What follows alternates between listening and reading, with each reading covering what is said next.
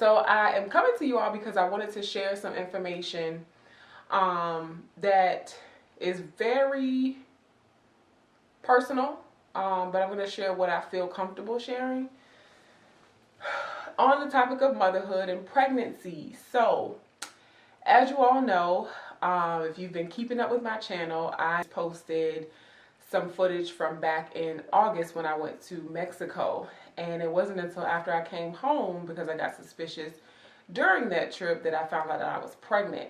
Now, my initial reaction, I've talked about this in a prior chit chat video where I kind of shared what my reaction was initially.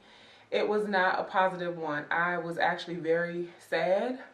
I was mad. Anything on that spectrum is what I would explain to be my feelings at the time. Now, I've also said that I no longer feel that way, but there were some things that I needed to work through in order to not stay in that space. So I knew that all of those emotions were valid. I knew why they were there, and that's kind of what we're going to get into in a little bit.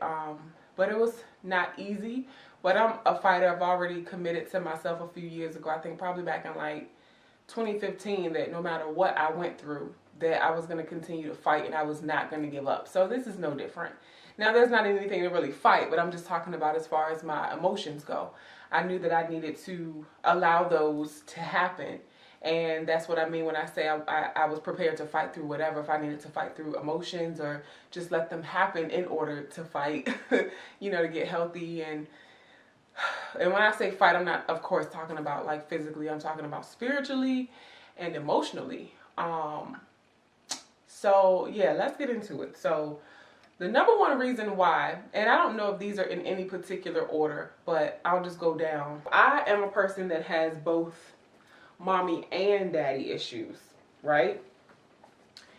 Now, my grandfather took part in raising us. We lived with my grandfather and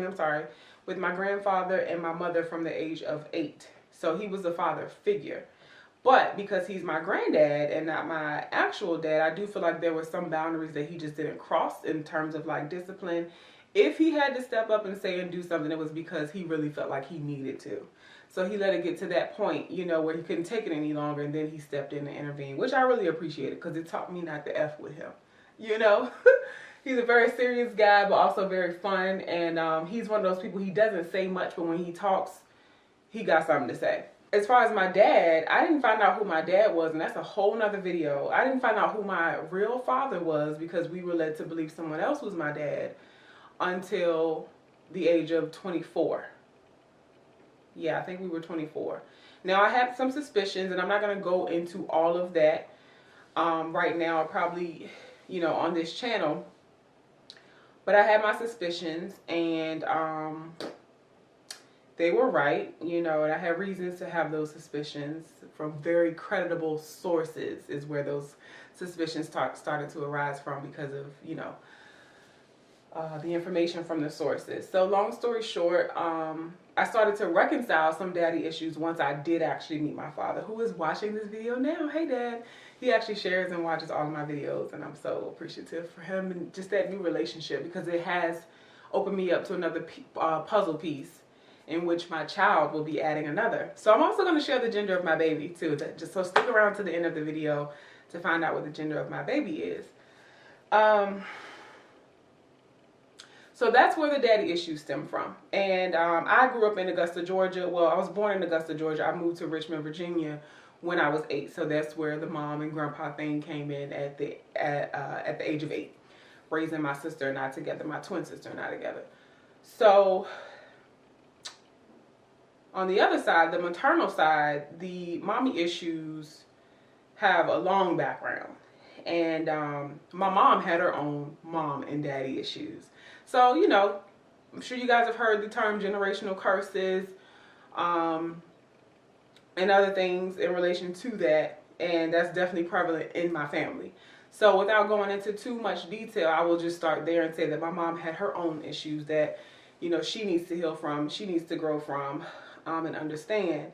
So, of course, I'm being birthed into her situation. So is my sister. We have now our own challenges to get through. So you know, she and I just kind of didn't see eye to eye. And I was acting out, you know, from her not being as present as I wanted her to be, or as I needed her to be. All children need to be cared for differently and need to be loved differently. Although I have a twin sister, her needs are not the same as mine. And it's crazy because on our 27th birthday this year, well, 2018, April 2018, we actually sat down and we had a conversation, my sister and I, about the way we needed love differently, the way that things affected us differently. Because people may say, well, you grew up in the same house as this person, like, how did y'all turn out so different? Y'all are twins, how did y'all turn out so different? That's the reason why. You know, we have our own DNA. We're two different people. You know, we are fraternal twins as well, but even if we were in one sack as identical twins, that is still going to be a fact. You have your own DNA and you have your own personality, and God wired you exactly the way you were supposed to be wired for your journey. So, you know, my mom's absence, my dad's absence affected me differently than my sister. I was acting out because of different things. I just feeling like I wasn't understood. I didn't feel love the way that I needed to feel love as a child. Just a lot of different things, like I said, that I will not go into right now. So I have it on both sides. So I didn't want to birth a child and have to go through the same exact struggles. I didn't want my child to go through the same struggles that I did. Now that started me on my healing journey. I think I've probably been on this journey since I was maybe 19. And it has not been easy, but like I said, I've learned so much about myself, and, you know, I've learned some tools to help me get through the things that I went through because of the lack of love and presence that I felt. Now, I know for a fact both of my parents love me to death. Now, my mom, I can speak to her more specifically. I know for a fact she loves me to death.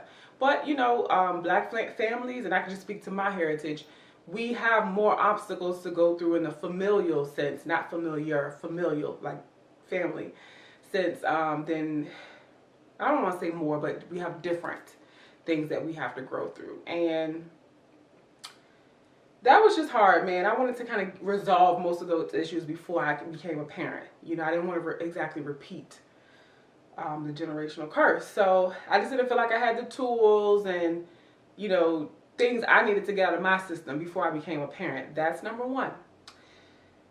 Number two is, so I have a autoimmune issue in my stomach that I've talked to you guys about, and that's still kind of unclear what the exact diagnosis is. I've seen like 4 different specialists who all say different things. We have a suspicion and we know what category that this illness may fall under, but it affects my stomach, and where is my child in my stomach? So I was also on a healing journey for that as well. And I made my partner at the time aware of all of this. And I was just nervous. You know, I did some researching, and from some autoimmune issues, most women do go into remission, but I was still having flares while pregnant. As a matter of fact, to this day, I've had 3. And in a year's time, I don't even think I've had 3 flares. So, you know, my body was responding to pregnancy in a way where I was just like, okay, and I'm kind of fast forwarding, I'm sorry, but I was like, okay, this is kind of scary. So that was another reason. You know, when you think about your baby, you just want your baby to be healthy.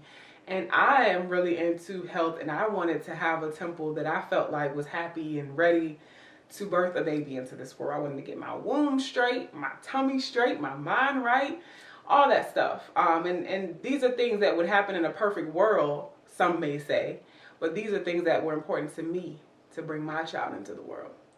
So another reason also is I'm kind of still in that selfish phase in my life. And there may be some things that I say in this video that people don't agree with, but it's not about you agreeing with my journey and my feelings. You have yours just like I have mine, and this is just my truth and the reason why I didn't want to have a child yet. That's a personal choice. You know, there are some women that simply just don't want children. And a lot of women don't come out and speak about that because they feel like an anomaly, because everybody places so much value on your life when you're married, or extra value on your life when you're married or when you have children. I didn't have that maternal instinct. So when I talk about my selfishness, it was also related to not having a maternal instinct. Now, I will say, since I've been pregnant, oh, it's kicking in. I feel like a mommy.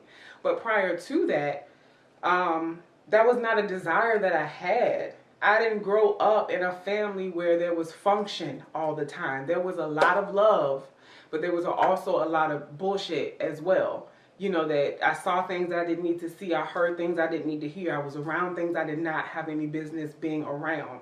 Granted, my mom laid a solid foundation because we from the South. And, you know, she laid a solid foundation. The foundation was there. And thank God for that. But I still feel like things could have been better, you know, but I'm still here. And I do want to give credit to my mom because I think she did an amazing job with my sister and I. And I do realize that you and all other mothers and parents in general do the best that you can with what you have. I totally acknowledge that. And I'm pretty sure there's so many other things that I'm going to learn as a mother that makes me appreciate you even more. But I do want to say thank you. Seriously. Your strength is incredible. Your work ethic is incredible. And you taught me a lot about, you know, being a woman and just being able to get what's yours in this world and to be able to make stuff happen regardless of what's going on around you. But back to, you know, just not feeling that maternal instinct. I just didn't have that. I didn't grow up, you know, thinking about my children. I didn't grow up thinking about marriage. It was just about me and trying to survive. You know, so kids came, if they came down the line, that would be one thing, you know, but as I got older, what I saw was important to me because of the generational curse I wanted to break was to be in a solid partnership with somebody and married before I had children. Because if you make that extra commitment to be married, it's kind of like you ain't going nowhere. You know, we're going to raise these kids together. This is our commitment to our family and to each other and to God.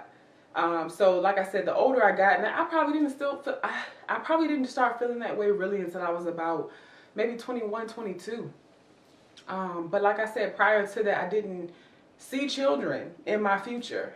Like I said, it was just about bettering myself and just living a happy and content life. And I still to this day think anybody can live a happy and fulfilled life without marriage, without children. You know, whatever your calling is on your life or whatever you feel your destiny is, you know that feeling. Nobody else can tell you what's going to make you more of a man because of what you have. What's going to make you more of a woman because of what you have. And that's in relation to success and your familial status. I hope I'm saying that word right. Now, let's talk about, well, why you having sex? While, you know, if that's not your plan. Things happen. Things happen. And I think some people watching this video, and I want to say most people, but that's arguable. We can argue about that. Know that when you get in the moment, you allow things to happen that you know typically should not happen. Okay? And I don't care how much self-restraint you have. At one point in your life, you've been in a situation where you allowed something to happen that you knew wasn't the right thing because of what you didn't want or what you did want. So I got caught up. And I totally take responsibility. It definitely takes two to tango. So yeah, things happen. You know, nobody's perfect. We all get in situations where we allow things to happen that we say we don't want to happen. So I think all of us can agree and say we've all been in moments like that. So yeah, that's why I felt that way about, you know, being pregnant. It just wasn't in my plan. It wasn't a desire. Like, I just didn't feel that. Hopefully that gives y'all some more information as to why I felt that way. And there are some women who will never admit not feeling over the moon or ecstatic because of how society makes you feel like you're supposed to feel when you get pregnant. But I knew that I needed to not stay in that place forever because my baby can feel those emotions. Your baby knows when you're happy. Your baby knows when you're sad. Your baby knows when you're confused. Any of those emotions, baby is soaking all of that up. So, like I said, I allowed myself to go through that process of being angry, sad, mad, just like what in the world is going on. My life just changed in the blink of an eye. I did it for my child. I did it for my child and I did it for myself. Because I wanted a happy, calm, peaceful baby. And I knew that the state that I was in, I couldn't stay there. It wasn't healthy. So, but I also didn't want to force myself. you know, to do something that I was not ready for. I knew I was going to get there. All things that I've always set my mind on in this life, I've always achieved. This was going to be no different for me. So you guys, you know from my last video, I talked about my child's dad and I not being together. I'm totally okay with that now, you know, because at first it was like, well, if I ever have a kid, and I said this earlier, that I would have preferred to be married. Now, in this particular situation, I was already reaching a point where I knew that this was not the person for me, and there were multiple things that happened that led me up to this point. There was a video that I talked about, a chit chat relationship video, where I shared, you know, about an ex, and he had invited me out to dinner, and this is the same person that I'm having a baby by.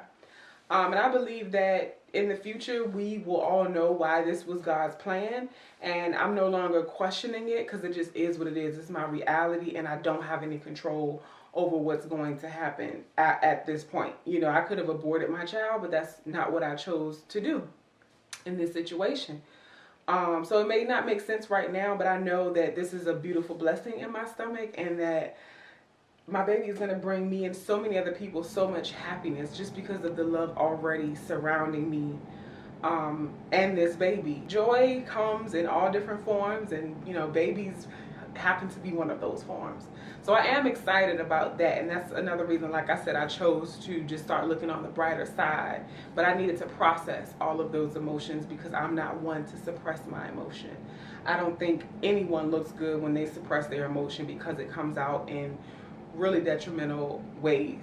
One thing I've had to do is protect myself and my peace, and you know, just stay connected to this baby and stay connected to God. And I just felt so much peace, you guys. Like, complete opposite of what I felt in the very beginning. It's the complete opposite. I feel beautiful. Number one, I feel loved. I know God is going to love me regardless, you know, whether I'm married, whether I'm with child, without child, successful, whatever. Nothing can separate us from the love of God. And I'm just so thankful. But like I said, I did have to go through some things to get to this point. But it's a beautiful journey, guys. And I wouldn't have been able to get to this point if I didn't set boundaries and keep my stress level low and create peace. You have the ability to create the environment that you need for your child. Any outside stressors or outside factors do not overrule what's happening in your body. You're growing a human being, and your well-being is essential to the baby's well-being. So I knew that that was important, and whatever I needed to do to get there to that place, I was going to do. So on the topic of that, I wanted to share the gender of my baby. And there's so many colors in this video right now. I'm just going to let y'all pause it to guess. Is it this pink up here? Is it that blue over there? Or the blue over here? And so many different colors. So, yeah, I'll wait. And then I'll just point to the color of the baby's gender. Hopefully I'm not sweating. That would just ruin this whole moment. I'm having a boy, you guys. I'm having a baby boy, and I'm so excited. I am ecstatic because I really did want a boy, and I felt like one of the reasons I didn't want a girl is because I knew that relationship, well, I didn't know, but I felt like that relationship would be a little bit challenging because of the relationship I have with my mom. My therapist, because y'all know I am still seeing my therapist, she said, you have the tools. She said, I've learned a lot about you since we've been meeting, and you are a very caring person. You care about the people that you love and the people that are around you. So whether it's a girl or a boy, and whether you feel like you have the tools that you need, you know, from your parents, she said, you got it, you know, and you have resources around you if you feel like you don't have it. She's exactly right. So if I would have had a girl, I think that just seeing her and hearing her words of encouragement, because she knows some deep stuff about me, y'all, like some deep stuff. And I ain't talking about the stuff that people be like, oh, you're gonna be a good mom. They say that with so much confidence, but every woman is not fit to be a mother. I'm gonna tell you that right now. But yeah, with her confidence and what she said to me, I think I would have kept praying, and I would have kept asking for God, you know, for resources on how to get through that. I knew it was not going to be easy. But I'm not going to lie, that was one of the reasons I really preferred to have a boy. And another thing is, you know, boys are fun. I'm rough around the edges. I was a tomboy. Yeah, I just think a boy is more my style. That's just what I desired. So I'm just so ecstatic, and I cannot wait to raise him up, and give him honesty so he can give that back to the world. Give him integrity so he can give that back to the world. Give him meaning, build him up, give him affirmation, and so he can give that back to the world. I'm just excited, and I'm blessed that God has allowed me to do that. My camera is about to die, and also it's running out of time. So thank y'all so much for watching. Don't forget to subscribe, like, share your thoughts on this, ask any questions, and just keep the love going. Me and baby are going strong, y'all. We going strong. And